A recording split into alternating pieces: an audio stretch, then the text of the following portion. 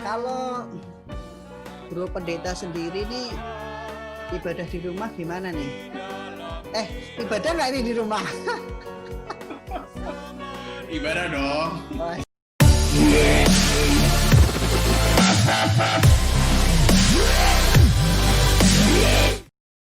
Halo sahabat GKI, salam sejahtera bagi Anda semua.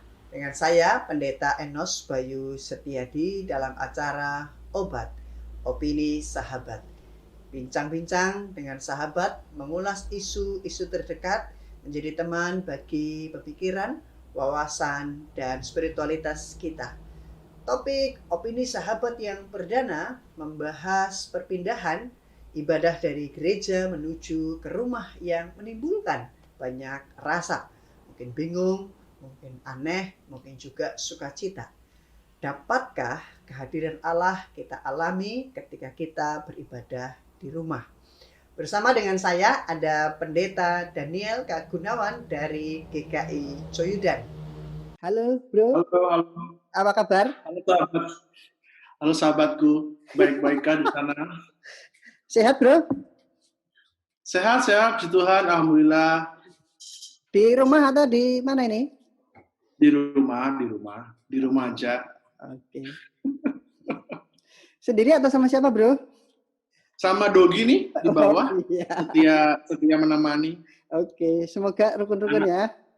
Iya, anak berbuluku, anak yang tunggal. Asalkan tidak dikorbankan ya. Gimana? Aman-aman di sana, Mas Saran? Zona merah sih. Zona merah ya? Tapi ya aman, masih terkendali semuanya karena ada di rumah. Begitu. Nah, ini karena konten perdana nih ya, kita mau bahas satu topik ibadah dari gereja pindah ke rumah. Sudah 2 bulan ini kan kita mengalami perubahan yang sangat drastis. Yang tadinya kita ibadah di gedung gereja, tiba-tiba semua harus dirumahkan, di rumah aja, termasuk ibadahnya begitu. Nah, mungkin kan ada berbagai macam rasa, berbagai macam situasi dan sebagainya yang biasanya bisa bersekutu, ibadah bareng-bareng, dihayati. Nah, kira-kira seperti apa kalau kita ibadah di rumah begitu ya. Kalau Bro Pendeta sendiri nih ibadah di rumah gimana nih? Ibadah nggak ini di rumah? Ibadah dong. Wah, sip. Sama.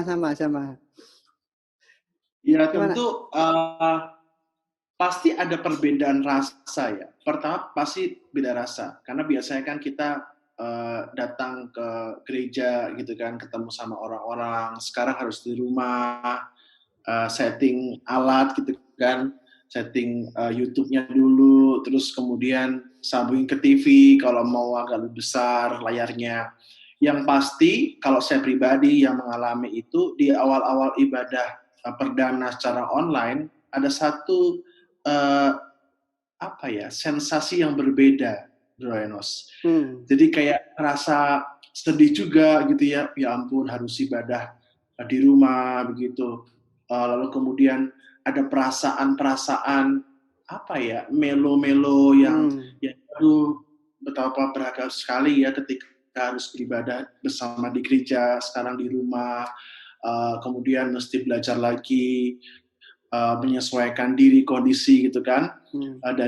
Untungnya kalau di Coyudan itu tim ibadahnya atau tim streamingnya itu sudah memberikan pengarahan di awal ya. Jadi kita mengajak jemaat untuk mengkondisikan meskipun di rumah tapi harus mandi. Jangan bangun tidur langsung setel YouTube gitu ya, tapi nggak harus mandi, harus pakai pakaian yang rapi. Jadi persiapan gitu ya, sama seperti ke gereja, jadi persiapan segala macamnya gitu ya. Betul betul. Jadi kita menjaga itu, mengkondisikan bahwa meskipun di rumah, tapi harus ada satu sikap yang siap begitu.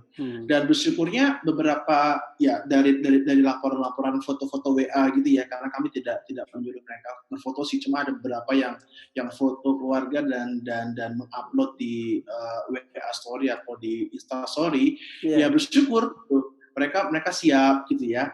Lalu juga harus belajar lagi ngasih persembahan secara apa namanya digital Online, gitu ya. digital. Iya dulu waktu belum ada QRIS kan mesti buka online banking, masukin rekeningnya gitu ya. Sekarang kan tinggal segala macam. Pasti ada perubahan di situ. Dari yang berkumpul menjadi online dan lama-lama jadi terbiasa juga sih.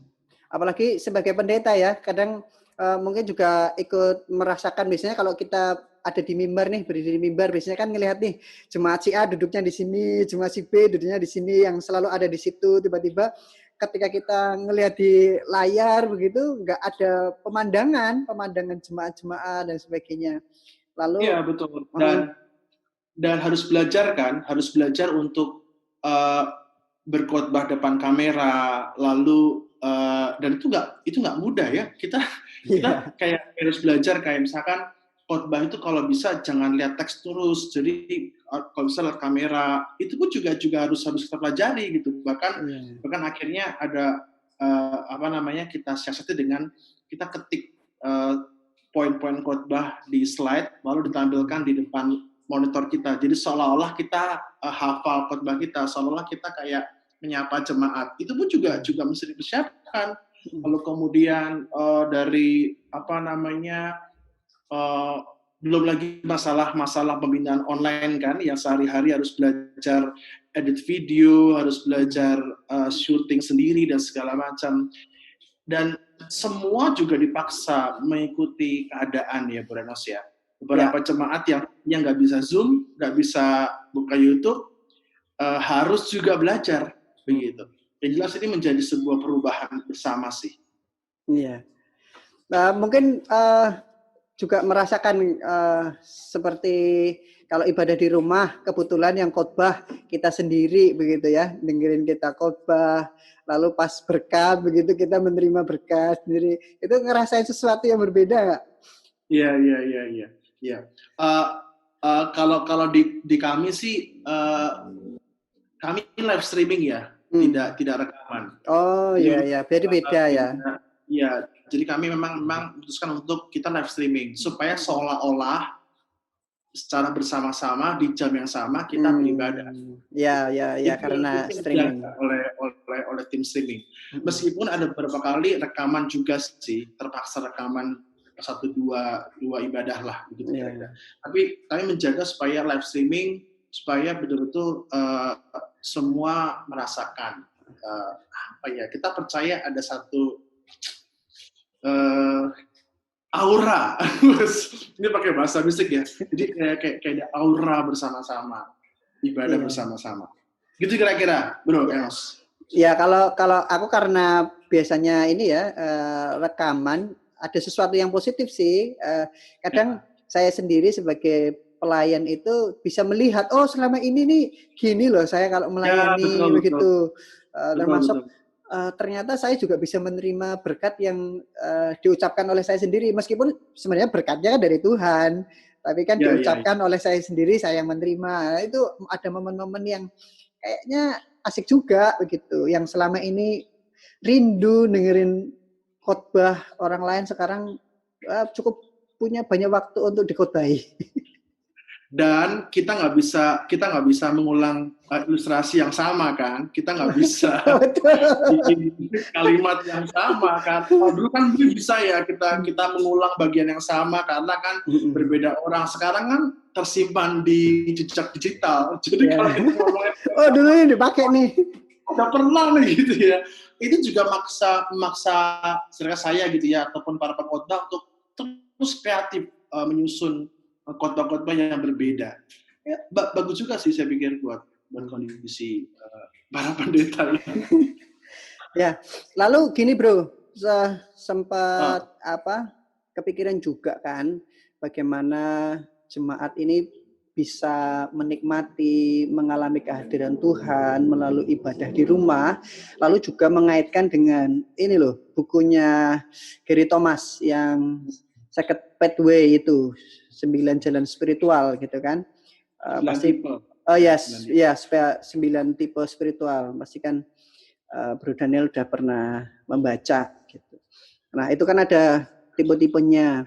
Nah, bagaimana di masa pandemi ini dengan berbagai tipe spiritual itu tetap bisa merasakan kehadiran Tuhan, bisa mengalami Tuhan melalui ibadah di rumah gitu. Meskipun di rumah bersama dengan keluarga, bisa nggak sih kita ngerasain kehadiran Tuhan? Apa memang harus di gedung gereja gitu loh? Ya, mungkin bagi teman-teman atau Bapak Ibu saudara jemaat yang belum membaca bukunya, jadi Gary Thomas itu menawarkan ya, dia menjelaskan sebuah konsep baru dalam tipe spiritualitas. Jadi berangkat dari kebutuhan tiap orang, bahwa ambil contoh misalkan Gary mengatakan di buku di pembukaannya, dia mengatakan kalau Anda merasa jenuh dalam doa Anda, kan kita kan doa kan untuk mata ya kan, untuk mata, lipat tangan gitu kan, lalu bersimpuh di pinggir tempat tidur dan segala macam. Itu ternyata hanya salah satu jenis tipe spiritual, dan tidak semua orang cocok sama itu. Jadi kata Gary, kalau seandainya Anda gitu mengalami kejenuhan dalam berdoa, dalam beribadah gitu ya, mungkin itu tidak sesuai dengan kebutuhan tipe spiritualitas Anda. Itu kata Gary. Singkatnya, Anda bisa baca bukunya, tapi yang jelas saya mau sampaikan dulu gitu ya, ada 9 tipe spiritual biar semua juga lo ngerti, Bro Enos gitu ya.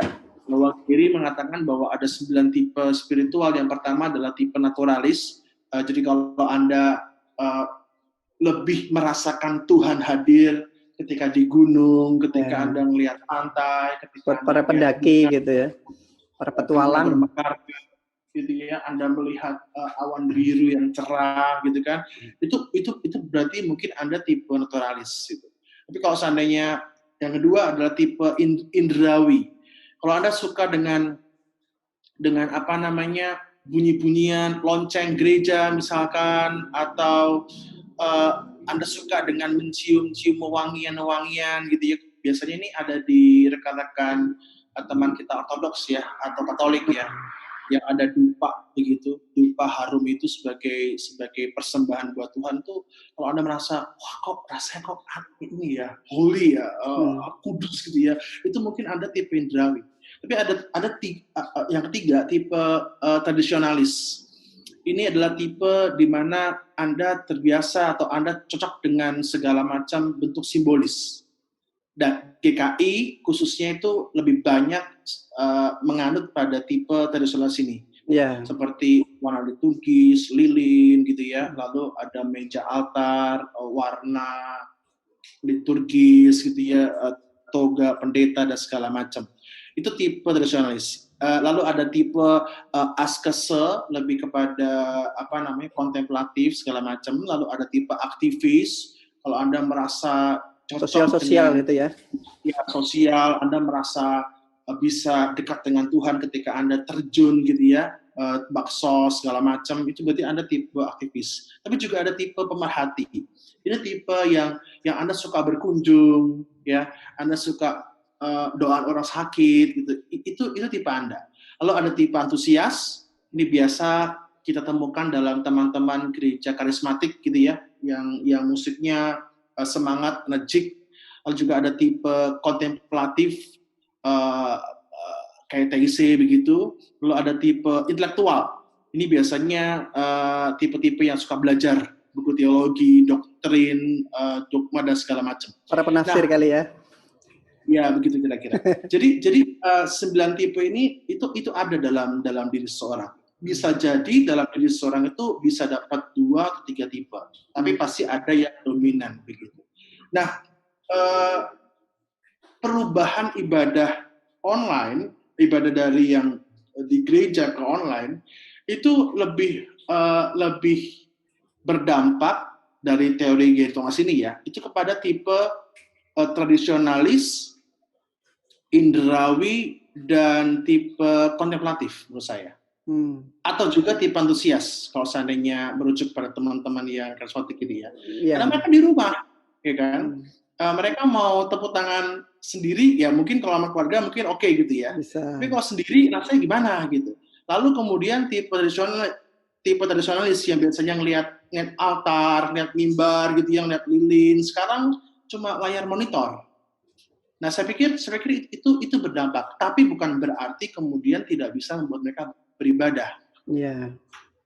Apalagi kalau layarnya kecil ya. Kalau layarnya di TV masih mendingan gitu kan. Iya, mereka bisa beribadah, tapi mungkin ada sesuatu yang apa ya, tidak memenuhi kebutuhan tipe-tipe ini. Begitu Branos, kalau merujuk pada tipe spiritualitasnya si Gary Thomas. Lalu gimana nih? Kalau misalnya ada situasi yang seperti itu tuh, memang sangat terganggu kan? Ada perubahan ini. Oh berarti saya sama sekali nggak bisa ini dong. Saya sama sekali nggak bisa ibadah dong kalau harus lewat layar seperti ini, atau gimana nih kira-kira? Bukan berarti nggak bisa beribadah. Mereka bisa beribadah. Artinya mereka bisa mengikuti ibadah, tapi kayak kurang pas aja gitu. Kayak kurang rasa, kurang rasa apa ya, puas gitu ya. Kayak kurang rasa terpenuhi hasratnya, kebutuhannya. Nah, hal ini mungkin nggak terjadi pada orang yang belum kenal tipenya. Tapi kalau orang yang udah kenal tipenya, dia tahu nih, wah kayaknya saya nggak terpuaskan nih kebutuhannya.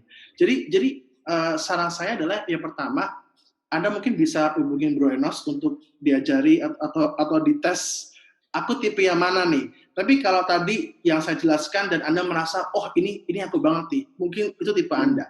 Nah, yang kedua adalah kalau Anda sudah tahu tipe Anda seperti apa, itu akan mudah cara memenuhi kebutuhan Anda.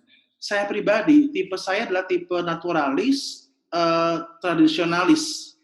Indrawi juga ada sih, dan juga antusias juga dikit sih, sama kontemplatif. Jadi saya ada 4 tipe kalau nggak salah yang rada banyak di dalam diri saya.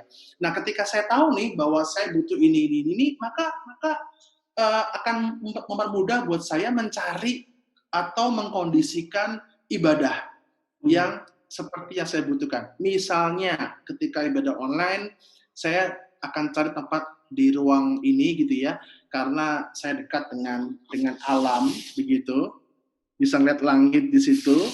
Lalu saya juga di sini juga saya siapkan kayak gambar icon Kristus begitu ya. Lalu Anda juga bisa nambah dengan lilin kalau Anda mau di dekat HP atau TV Anda juga bisa, karena saya indrawi, saya butuh penciuman yang kira-kira membantu, saya akhirnya pakai aromaterapi. Dan ini membantu sekali untuk menata altar. Jadi sebenarnya menciptakan sendiri ya, sesuai dengan tipe spiritualitas itu kan? Betul. Kalau Anda sudah kenal tipe Anda seperti apa, itu kan mudah buat kita buat menyusun mempersiapkan holy room atau ruang kudus di rumah Anda begitu. Dan itu perlu sekali untuk mengondisikan diri bahwa kita beribadah di rumah Tuhan. Nah, tadi pagi saya sempat melihat cuplikan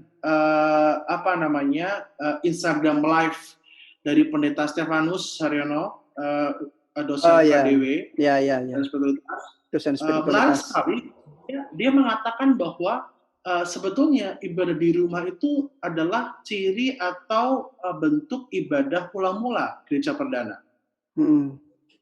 Jadi dari rumah kemudian dibawa ke gedung gereja. Nah, yang menarik adalah dia bilang begini, dari Allah yang hadir di meja makan kita, dari Allah yang menjamu kita di rumah, kita kemudian berpindah untuk menuju Allah di gedung gereja. Dan sekarang kita kembali ke rumah dan Allah berada di rumah sama kita. Jadi saya pikir ini makna yang baik sih, bahwa beribadah di rumah bukan berarti Allah nggak ada di rumah kita. Allah ada di rumah. Jadi poin pentingnya sebenarnya Allah Maha Hadir, ada dimanapun, termasuk di rumah kita. Nah, lalu bagaimana kita menciptakan suasana, kondisi pribadi maupun yang lain membantu supaya ibadah kita itu mengalami kehadiran Tuhan. Maksudnya begitu kan? Mungkin saya lebih suka dengan kalimat ketika kita sadar bahwa Allah ada di rumah kita, bagaimana kita menghormati Allah itu segala yang bisa kita siapkan sesuai dengan tipe kita, gitu, sesuai dengan wadah kebutuhan kita untuk menjumpai Allah yang hadir itu. Jadi bukan menciptakan supaya Allah hadir, enggak. Allah sudah hadir nih di rumah kita. Allah sudah ada nih di kalau saya bisa bilang Allah sudah ada di dekat TV kita gitu ya. Allah sudah hadir di ruang tamu kita tempat kita beribadah. Maka bagaimana kita menyambutnya begitu? Betul. Menyambut, menghormatinya gitu, memujanya begitu. Dan itu yang perlu dipersiapkan kan? Ya maksudnya. Ya, oke. Jadi dimanapun kita berada, termasuk kita di rumah, ya kita bisa merasakan kehadiran Tuhan, ya. Jadi meskipun kita masih harus berada di rumah nih, termasuk surat BPMS ya, Sinode GKI yang melanjutkan ibadah rumah sampai akhir Juni. Ya, belum tahu nanti selanjutnya seperti apa. Ya, maka mari kita lanjutkan ibadah di rumah dengan tetap semangat, sukacita, mempersiapkan segala sesuatunya sehingga kehadiran Tuhan itu benar-benar kita sambut ya. Oke, mungkin Bro Pendeta boleh memberi pesan-pesan nih pada teman-teman. Pesan-pesannya yang pertama tentu stay healthy, teman-teman jaga kesehatan, jaga imunitas tubuh gitu ya, juga jaga hati. Dengan cara apa? Ya memaknai, menghayati bahwa Allah itu ada di rumah kita. Maka siapkanlah diri kita untuk menghormatinya, untuk menyambutnya. Lalu yang terakhir adalah cobalah belajar untuk mengenali tipe spiritualitas seperti apa. Itu akan membantu kita sekali untuk memenuhi kebutuhan kita. Ya, jadi kalau Anda sudah tahu tipe-tipenya, Anda akan terbantu sekali untuk mendalami menciptakan suasana baru ketika Anda berjumpa dengan Tuhan dalam ibadah ataupun dalam doa pribadi. Begitu kira-kira Bro Enos. Oke, mantap Bro. Demikian saudara-saudara, teman-teman, para sahabat, edisi Obat Perdana Opini Sahabat bersama dengan Bro Pendeta Daniel Kagunawan. Saya mau kasih pantun di akhir, rumah ijah tidak mewah, jangan dipandang sebelah mata, meski ibadah ada di rumah, tapi tetap bisa sukacita. Terima kasih Bro Pendeta sudah membantu kita semua. Salam sehat ya. Salam sehat. Ya, Tuhan berkati. Bye-bye, Tuhan berkati.